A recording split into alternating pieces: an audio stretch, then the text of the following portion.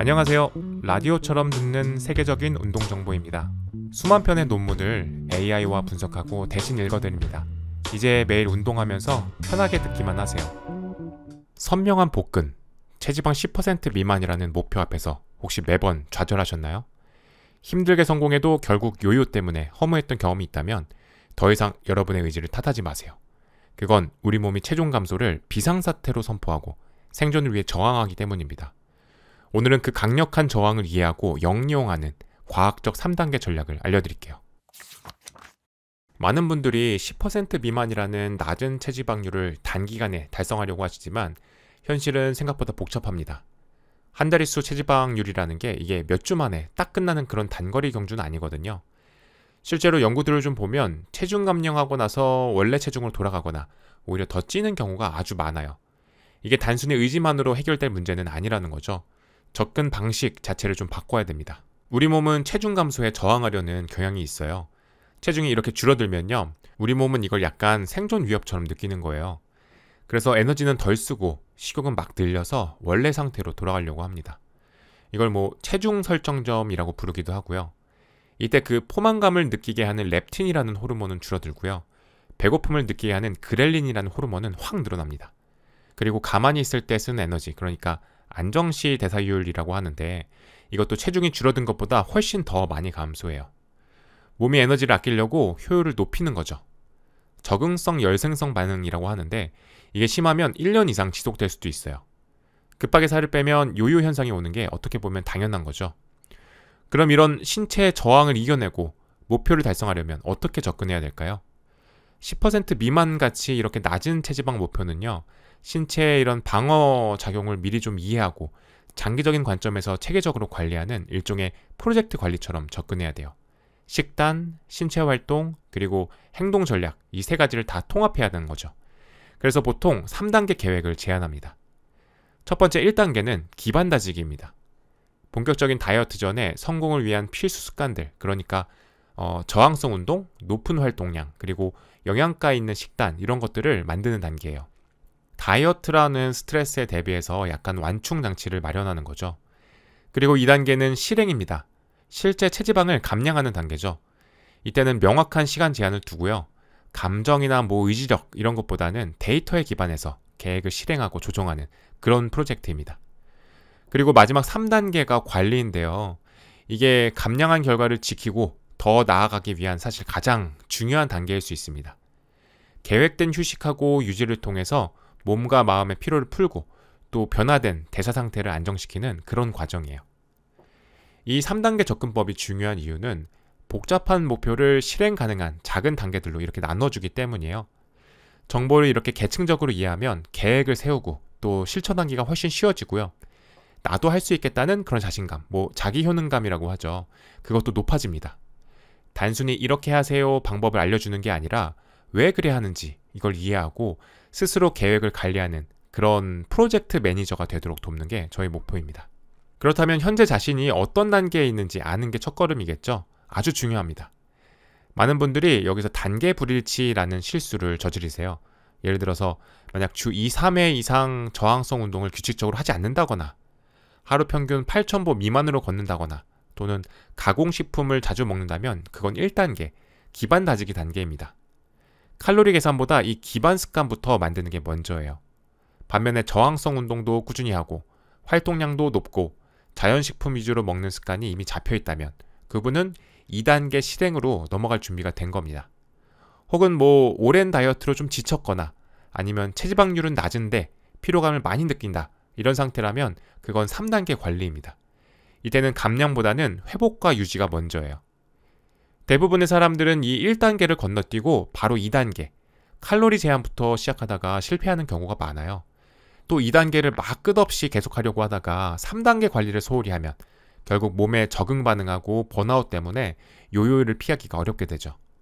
자신의 현재 위치를 정확히 파악하는 거, 이게 성공적인 장기 여정의 진짜 시작입니다. 정리해보면 10% 미만 체지방 달성은 단기적인 노력보다는 우리 몸의 생리적인 반응을 이해하고 관리하는 어떤 장기 프로젝트와 같다는 점, 그리고 성공은 기반 다지기, 실행, 관리, 이 3단계로 구성되고 시작 전에 자신의 현재 단계를 정확히 아는 것이 무엇보다도 중요하다는 것을 기억해야 하겠습니다. 계속해서 좋은 이야기를 만들 수 있는 힘, 그건 바로 애청자 여러분의 응원입니다. 여러분의 좋아요는 이야기의 깊이를 만들고 여러분의 구독은 저희의 내일을 만듭니다. 저희의 다음 여정을 함께 걸어주세요. 그럼 이제 첫 번째 단계, 본격적인 다이어트 전에 기반부터 다져야 하는 이유는 뭘까요? 우리가 칼로리 섭취를 줄이면요, 몸은 부족한 에너지를 지방에서만 가져다 쓰는 게 아니에요. 근육에서도 가져다 쓰려고 하거든요. 특히 저항성 운동 없이 그냥 다이어트만 하면 줄어든 체중의 상당 부분, 많게는 20에서 40%까지도 근육이 될 수 있습니다. 근육 손실은 단순히 그냥 보기 싫은 문제를 넘어서서 신진대사 건강에 아주 큰 타격을 줍니다. 그래서 근육을 지키는 게 핵심이에요. 칼로리가 부족한 상태에서는 우리 몸이 근육 생성을 좀 억제하는 일종의 이화 상태로 들어가려고 해요. 이때 저항성 운동은 이 근육은 생존에 꼭 필요하니까 분해하지 마, 이런 강력한 신호를 보내는 거예요. 그래서 근육 합성을 유도하는 동화 자극 스위치를 탁 켜는 역할을 합니다. 단순히 운동으로 칼로리를 태우는 것 이상으로 근육을 보존하는 게 훨씬 중요한 목적이죠. 이때 운동 강도를 점진적으로 높여나가는 게 중요합니다. 그래야 근육 보존 신호가 더 강해지거든요. 근육량이 줄면 기초 대사량도 떨어지는데요. 저항성 운동은 이것과 아주 밀접한 관련이 있습니다. 우리가 하루에 소비하는 총 에너지 중에서 가장 큰 비중을 차지하는 게 바로 안정시 대사율, RMR이라고 부르는 건데요. 이 RMR은 근육량에 크게 좌우됩니다. 그래서 저항성 운동 없이 다이어트를 해서 근육이 줄어들면 RMR이 영구적으로 감소할 수도 있어요. 이게 바로 그 요요 현상의 주된 원인 중 하나입니다. 조금만 먹어도 살이 막 찌는 체질로 변하기 쉬운 거죠. 저항성 운동은 우리 몸의 에너지 소비 엔진을 보호하는 아주 근본적인 전략이라고 할 수 있습니다. 두 번째 기반 전략은 활동량인데요. 하루에 8,000에서 12,000보 걷기가 단순히 칼로리를 더 태우는 것 그 이상의 의미가 있어요. 물론 칼로리 소모도 중요한데요. 사실 숨겨진 이유가 더 중요합니다. 우리 몸의 하루 총 1일 에너지 소비량이라고 하는데요. 이건 안정시 대사율, 식품의 열 효과, 그리고 활동 에너지 소비로 구성돼요. 이 활동 에너지는 또 운동하고 운동 외 활동인 비운동성 활동 열생성, 니트로 나뉘는데, 이 니트라는 게 걷기, 서있기, 집안일 하기, 이런 일상의 모든 사소한 움직임을 다 포함하는 거예요. 이게 사람마다 차이가 엄청 커서요. 하루에 2000kcal까지 차이가 날 수도 있고 체중 조절에 정말 큰 영향을 미칩니다. 이 걸음수 목표가 중요한 진짜 이유는 바로 다이어트 중에 나타나는 우리 몸의 적응 반응 때문입니다. 에너지가 부족하다고 몸이 느끼면요, 에너지를 아끼려고 무의식적으로 이 니트를 줄이려고 해요. 평소보다 덜 움직이고 더 앉아 있으려고 하고 엘리베이터를 더 자주 이용하는 식으로요. 나도 모르는 사이에 활동량이 줄어들어서 계획대로 칼로리를 줄이고 있는데도 체중 감량이 멈추는 정체기가 올 수 있다는 거죠. 그래서 하루 1만 보, 이런 구체적인 목표 설정은요, 이런 무의식적인 에너지 절약 경향에 맞서는 일종의 행동 기준점, 앵커 역할을 하는 겁니다. 목표가 있으면 의식적으로 활동 수준을 유지하게 되니까 계획된 칼로리 부족 상태가 효과를 보도록 보장해 주는 거죠. 정체기를 예방하는 아주 중요한 전략 도구입니다. 세 번째 기반은 영양, 특히 가공되지 않은 자연식품 위주의 식단입니다. 지속 가능한 칼로리 부족 상태를 유지하려면요, 이 포만감 관리가 핵심입니다. 이게 정말 중요해요. 같은 칼로리라도 자연식품이 가공식품보다 훨씬 배부릅니다.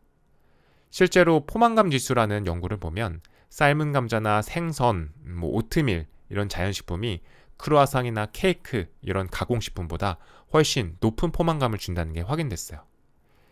자연식품이 포만감을 더 주는 데는 몇 가지 이유가 있는데요. 첫째는 단백질하고 섬유질이 풍부해서 소화가 좀 천천히 돼요. 그래서 위에 오래 머물면서 포만감을 길게 유지시켜줍니다. 둘째는 단백질은 소화될 때 다른 영양소보다 더 많은 에너지를 사용해요. 이걸 식품의 열 효과라고 하는데, 그래서 실제로 우리 몸에 저장되는 칼로리가 상대적으로 적습니다. 그리고 셋째, 자연식품에는 비타민이나 미네랄 같은 미량 영양소가 풍부하잖아요. 그래서 칼로리를 제한할 때 부족해지기 쉬운 그 영양소를 보충해주고 신진대사가 원활하게 돌아가도록 돕습니다. 다이어트 전에 자연식품 위주로 먹는 습관을 들인다는 건 앞으로 겪게 될 배고픔을 효과적으로 다루는 기술을 미리 연마하는 훈련과 같아요. 단순히 그냥 의지력으로 배고픔을 참는다는 건 한계가 있어요. 특히 가공식품은 우리 몸의 포만감 신호를 교란시켜서 과식을 유발하기 쉽거든요. 하지만 자연식품은 우리 몸의 자연스러운 포만감 신호를 활용해서 허기를 관리하는 데 도움을 줍니다. 기반 다지기 단계에서 이 기술을 잘 익혀두면 실제 다이어트 실행 단계에서 계획을 꾸준히 지킬 가능성이 훨씬 높아지는 거죠. 만약 이 세 가지 기반, 즉 저항성 운동, 높은 활동량, 자연식 식단, 이 중에서 하나라도 제대로 갖춰지지 않으면 어떻게 될까요? 예측 가능한 문제들이 발생할 텐데요. 저항성 운동이 부족하면 근육 손실 때문에 안정시 대사율이 낮아서 요요 현상을 겪기 쉬워지고요. 또 높은 활동량 기준이 없으면 처음부터 너무 적은 칼로리를 섭취해야 되거나 아니면 다이어트 중에 니트 감소 때문에 금방 정체기를 맞이할 수 있습니다. 그리고 영양가 높은 식단 습관이 없으면 극심한 배고픔에 시달리다가 결국 폭식으로 이어지거나 심하면 영양 결핍 문제까지 발생할 수 있습니다. 결국 이 기반 다지기라는 건 본격적인 다이어트라는 스트레스 상황을 잘 견뎌낼 수 있도록 몸과 습관의 이 내구성을 키우는 과정입니다. 기초공사 없이 건물을 지을 수 없듯이 탄탄한 기반 없이는 성공적인 다이어트도 어렵습니다. 자, 이렇게 단단한 기반을 마련했다면 이제 실제로 체지방을 감량하는 2단계 실행으로 나아갈 차례입니다. 어떻게 하면 근손실은 최소화하면서 체지방 위주로 효과적인 감량을 할 수 있을까요? 가장 중요한 것은 역시 에너지 부족 상태를 만드는 거겠죠. 하지만 단순히 굶는 게 아니라 얼마나 빠르게 감량하는지 이 속도가 핵심입니다. 바로 감량 속도 조절이죠. 너무 빨리 빼는 건 좋지 않아요. 연구에 따르면요, 근손실을 최소화하면서 체지방을 효과적으로 감량하는 그 이상적인 속도는 주당 체중의 0.5%에서 1% 사이입니다. 특히 10% 미만 같이 이미 체지방률이 좀 낮은 상태를 목표로 할 때는 더 보수적으로 접근해서 주당 0.5에서 0.75%를 권장합니다. 체지방이 적을수록 우리 몸은 근육을 에너지원으로 사용하려는 경향이 더 강해지거든요. 예를 들어서 체중이 80kg이라면 주당 0.4kg에서 0.6kg 정도 감량을 목표로 하는 거죠. 이걸 위해서는 보통 하루에 한 500에서 750kcal 정도의 에너지 부족을 만들어야 됩니다. 이 최적의 감량 속도 뒤에는 과학적 원리가 숨어 있는데요. 우리 몸이 저장된 지방에서 에너지를 꺼내줄 수 있는 속도에는 생리적인 한계가 있습니다. 만약에 칼로리를 너무 급격하게 줄여서 필요한 에너지가 이 지방 동원 속도를 넘어서게 되면 몸은 부족한 에너지를 채우기 위해서 어쩔 수 없이 근육 단백질을 분해해서 에너지원으로 사용할 수밖에 없습니다. 즉, 지나치게 빠른 감량 속도는 오히려 근육 손실만 가속화시키는 결과를 낳는다는 거죠. 그래서 주당 0.5에서 0.75%라는 속도는 이런 생리적 한계를 고려해서 의미 있는 체지방 감량 속도는 유지하면서도 근육 손실은 최소화하는 그런 과학적 근거에 기반한 균형점이라고 할 수 있습니다. 속도만큼이나 중요한 게 기간 설정인데요. 다이어트 기간을 8주에서 12주 정도로 제한하는 데는 특별한 이유가 있습니다. 끝이 보이지 않는 그런 장기간의 다이어트는요, 생리적으로도 그렇고 심리적으로도 지속하기가 어렵습니다. 칼로리 제한이 길어지면 앞서 말한 적응성 열생성 같은 대사 적응 현상이 더 심화돼서 에너지 소비량이 줄어들고요. 또 호르몬 불균형, 예를 들면 렙틴은 줄고 그렐린은 늘고 이런 것 때문에 식욕 조절이 더욱 어려워집니다. 그리고 계속되는 절제는 이 정신적인 피로감을 누적시켜서 결국 포기하게 만들 가능성이 높죠. 명확한 종료 시점을 두면 심리적으로는 박탈감이나 압박감을 줄여서 계획을 꾸준히 실천할 가능성을 높여주고요. 생리적으로는 부정적인 신체 적응이 너무 심해지기 전에 잠시 멈추고 회복하는 시간, 즉 3단계 관리로 넘어가서 시스템을 초기화하고 다음 단계를 준비할 기회를 얻을 수 있습니다. 실행 단계의 마지막 전략은 추적 및 조절입니다. 성공적으로 체중을 감량하고 또 유지하는 사람들의 가장 중요한 습관 중 하나가 바로 자기감시예요. 즉 음식 섭취를 기록하고 꾸준히 체중을 측정하는 거죠. 실제로 추적 시스템을 자주 사용할수록 감량 효과가 크다는 연구 결과도 있습니다. 이건 단순히 기록하는 행위를 넘어서서요, 데이터를 기반으로 한 정밀한 피드백 시스템을 구축하는 겁니다. 보통 3단계로 이루어지는데요. 첫째는 추적, 매일 또는 주 한 3, 4회 체중을 측정해서 주간 평균 체중 변화를 파악합니다. 둘째, 평가. 이 주간 평균 변화를 목표 감량 속도, 즉 주당 0.5%에서 0.75%와 비교하는 거죠. 그리고 셋째, 조절. 평가 결과에 따라서 계획을 미세 조정합니다. 목표 범위 내라면 계획을 그대로 유지하고요. 만약 1주에서 2주 연속으로 감량 속도가 느리거나 정체된다면 섭취 칼로리를 하루 100에서 250kcal 정도 줄이거나 활동량을 늘립니다. 반대로 너무 빠르다면 근손실 위험이 있으니까 칼로리를 약간 늘려서 속도를 조절해야 되고요. 이렇게 능동적인 조절이 중요한 이유는 우리 몸의 하루 총 에너지 소비량이 고정된 값이 아니기 때문이에요. 체중이 감소하고 또 대사 적응이 일어나면서 계속 변하기 때문이죠. 따라서 처음에 세운 고정된 계획은 시간이 지나면 결국 맞지 않게 됩니다. 이때 많은 사람들이 내 계획이 효과가 없나 봐 이렇게 생각하면서 좌절하고 포기하기 쉬워요.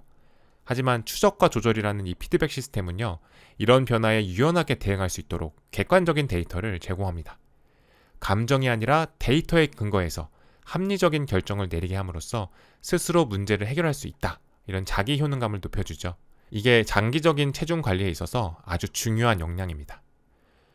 결국 이 실행 단계는 감정에 휘둘리지 않고 설정한 목표와 데이터를 바탕으로 계획을 철저히 이행하는 게 핵심입니다. 1단계에서 운동, 활동, 식단이라는 기반을 다졌다면 이제는 정해진 칼로리 그리고 단백질 목표를 꾸준히 달성하고 운동 계획을 완수하고 수집된 데이터를 바탕으로 필요에 따라서 계획을 조정하는 데 집중해야 됩니다.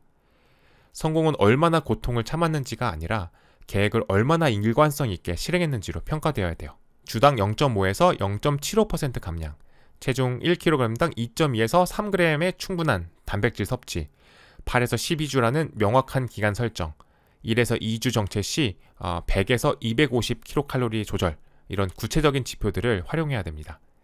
이 단계를 감정이 아닌 시스템 그리고 데이터로 관리하는 그런 공학적인 과정으로 만들어야 됩니다. 이제 마지막 3단계 관리입니다. 힘들게 얻은 체지방 감량 결과를 지키고 더 나아가기 위해서 가장 중요하지만 많은 사람들이 간과하는 전략은 바로 의도적인 휴식과 유지입니다. 8주에서 12주간의 실행 단계, 즉 다이어트 기간이 끝나면요, 반드시 그에 상응하는 관리 단계, 그러니까 유지 기간을 가져야 됩니다. 감량에 성공했다고 해서 갑자기 모든 관리를 그냥 놓아버리면 우리 몸의 그 강력한 생리적 반작용 때문에 체중이 다시 증가하기가 매우 쉽습니다. 실제로 연구에 따르면요, 계획된 다이어트 휴식기나 유지 기간을 갖는 게 다이어트로 인한 대사 적응 현상을 완화하고 장기적인 성공률을 높이는데 더 효과적일 수 있다라고 해요. 이 유지기는 다이어트를 통해 새롭게 도달한 그 낮은 체중에서의 에너지 균형점을 찾는 아주 의도적인 기간이에요. 즉, 줄어든 체중에 맞춰진 새로운 에너지 소비량에 맞게 섭취 칼로리를 점진적으로 다시 올리는 계획된 과정이죠. 이건 단순히 쉬는 게 아니라 신체적 그리고 정신적 회복을 위한 아주 전략적인 시간 투자입니다. 유지 기간의 길이는 이전 다이어트 기간에 비례해서 짧게는 몇 주에서 길게는 다이어트 기간만큼 충분히 가질 수도 있습니다. 이 유지 기간은 우리 몸과 마음에 긍정적인 영향을 줍니다. 생리적으로는요, 다이어트 기간 동안 억눌렸던 그 안정시 대사율이 점차 회복되고요. 식욕을 조절하는 호르몬들, 렙틴이나 그렐린 같은 것들의 수치가 정상화되면서 극심했던 배고픔과 식탐이 줄어듭니다. 그리고 심리적으로는 끊임없는 칼로리 계산 그리고 식단 제한이라는 그 압박감에서 벗어나서 정신적인 휴식을 좀 얻을 수도 있고요. 또 다음 단계 다이어트를 위한 동기부여를 재충전할 수 있습니다. 사실 이 유지 단계는 멈춤이 아니라 진정한 의미의 진행이라고 볼 수도 있어요. 우리 몸은 익숙한 체중 범위를 유지하려는 경향이 있거든요. 급격한 다이어트는 현재 체중하고 이 설정점 사이의 간격을 크게 벌려서 원래대로 돌아가려는 아주 강력한 생리적 압력을 유발합니다. 그런데 이 유지 단계는요, 우리 몸이 새롭게 도달한 이 낮은 체중에 적응하고 이걸 새로운 기준으로 받아들일 시간을 주는 그런 안정화 과정이에요. 이를 통해서 몸의 설정점을 점진적으로 낮추는 효과를 기대할 수 있습니다. 어쩌면 초기 감량 자체보다 이 성과를 지켜내는 게 더 중요하고 의미 있는 성취일 수도 있습니다. 다이어트를 하다 보면 다이어트 피로라는 걸 느끼게 되는데 이걸 관리하는 게 진짜 중요해요. 다이어트 피로는 장기간의 체지방 감량 과정에서 필연적으로 발생하는 건데요. 생리적인 피로, 즉 대사 적응이 심화되는 것, 그리고 심리적인 피로, 즉 번아웃이 합쳐진 상태라고 보시면 됩니다. 생리적 피로는 앞서 말씀드린 대사율 저하, 호르몬 불균형, 또 무의식적인 활동량 감소 이런 것들을 통해서 추가적인 체중 감량을 점점 더 어렵게 만들고 정체기를 유발합니다. 심리적 피로는 계속되는 음식 제한 그리고 고민으로 인한 정신적인 소진 상태로 목표에 대한 동기를 꺾고 계획을 지키기 어렵게 만들죠. 이 두 가지 피로는 서로 영향을 주면서 악순환을 만듭니다. 예를 들어서 대사 적응 때문에 예전만큼 살이 잘 빠지지 않게 되면 나는 왜 이렇게 노력해도 안 되지? 이런 좌절감, 그리고 스트레스, 즉 심리적 피로가 커집니다. 이런 심리적 부담감은 결국 식단을 지키려는 의지를 약화시켜서 계획 포기로 이어질 수도 있고요. 반대로 극심한 식단 제한 때문에 심리적 스트레스가 커지면 이게 또 신체적인 스트레스 반응을 유발해서 생리적 피로를 더 가중시킬 수도 있습니다. 이 악순환의 고리를 끊는 효과적인 방법이 바로 3단계 관리 전략, 즉 계획된 다이어트 휴식기 그리고 유지기입니다. 섭취 칼로리를 회복시켜서 생리적 피로를 완화하고 엄격한 제한에서 벗어나서 심리적 피로를 해소하는 시간을 갖는 거죠. 그래야 좌절하지 않고 전체 과정을 꾸준히 관리해 나갈 수 있는 힘을 얻을 수 있습니다. 10% 미만이라는 최종 목표는 한 번의 긴 다이어트로 도달하는 게 아니라 실행 단계 그리고 관리 단계를 주기적으로 반복하면서 점진적으로 나아가는 여정이 됩니다. 탄탄한 기반을 다진 후에는 실행, 즉 8주에서 12주간 감량하고 관리, 4주에서 12주 정도 유지하고 회복하고 이 사이클을 목표 체지방률에 도달할 때까지 반복하는 겁니다. 각 관리 단계는 몸과 마음을 리셋시켜서 다음 실행 단계를 위한 준비를 하고 그 효과를 높여줍니다. 1년 내내 계속 다이어트를 하는 것보다 훨씬 성공률이 높고 건강한 접근법이에요. 관리 단계는 단순히 쉬는 게 아니라 대사율과 호르몬을 정상화하고 정신적 에너지를 회복하고 감량된 체중을 우리 몸의 새로운 기준점으로 안정화시키는 아주 중요한 역할을 합니다. 목표 체지방률에 도달한 후에는 영구적인 관리, 유지생활 방식으로 전환하는 게 중요한데요. 1단계에서 구축하고 2, 3단계를 거치면서 익힌 그 건강한 습관과 기술들이 있잖아요. 꾸준한 저항성 운동, 활동적인 생활 방식 유지, 영양가 높은 자연식품 위주의 식단, 그리고 필요에 따른 자기 감시, 이런 것들을 그냥 일상으로 만드는 걸 의미합니다. 이때부터는 단순히 체지방률 유지를 넘어서 근육량을 점진적으로 늘려나가는 신체 재구성을 새로운 장기 목표로 설정할 수도 있고요. 마지막으로 이 전체 전략을 다시 한번 요약을 해드릴게요. 10% 미만 체지방 달성 및 유지는요, 단거리 달리기가 아니라 마라톤과 같습니다. 초인적인 의지력이 필요한 게 아니고요. 과학적 원리에 대한 이해를 바탕으로 뛰어난 전략, 그리고 인내심, 또 체계적인 프로젝트 관리가 필요합니다. 핵심은 3가지입니다. 첫째, 실패하지 않을 기반을 먼저 다져라. 저항성 운동, 높은 활동량, 자연식품 기반의 영양관리 기술, 이 3가지 기둥으로 몸과 습관을 준비시켜야 됩니다. 둘째, 데이터 기반으로 계획을 실행하라.